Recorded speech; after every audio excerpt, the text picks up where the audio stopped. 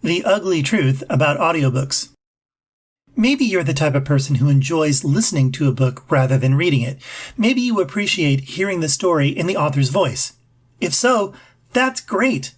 But I think that both you and the writers are being ripped off when it comes to audiobooks, and I'll explain why.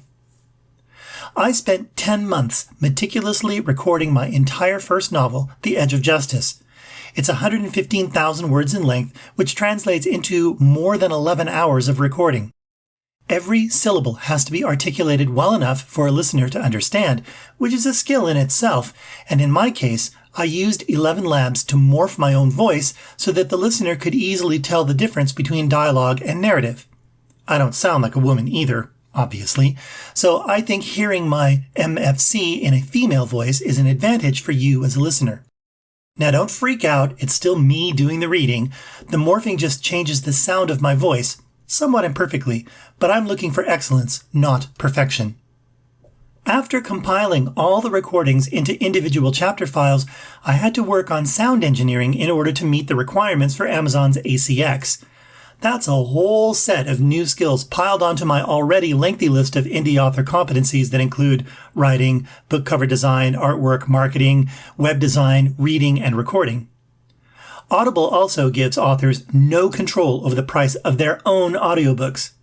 My novel sells for $31.27 on Audible, while Clinton McKinsey's book of the same name and similar length, which was, incidentally, released at the same time that mine was, sells for only $23.31. I have no idea why the price is any different. But here's the ripoff. You can buy the paperback version of my first novel for $14 on Amazon. I would sell it directly on my website if I could, but Ingram doesn't allow me to do that because I live in Canada. Amazon's method of calculating royalties deducts the printing price first. That doesn't leave me with a whole lot of profit for every book I sell. They're not doing anything to promote my story. They did nothing to produce it either.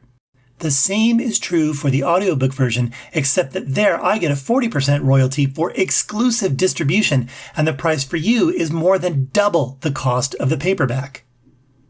Again, I would offer the audiobook on my website, but it's too big for a download in my online store, so I'm stuck with Amazon, iTunes, and Audible for distribution, even though they did nothing to create my novel, while you pay a lot more than I would charge. It's not fair. If you have any ideas on how to fix this problem, I would love to hear your remarks in the comments. In the meantime, explore the world of Devra for yourself. Learn about the milieu, its nations, and characters. Read illustrated bios, reviews, and chapter samples. You can also download ebooks for a lot less money than you'd pay elsewhere.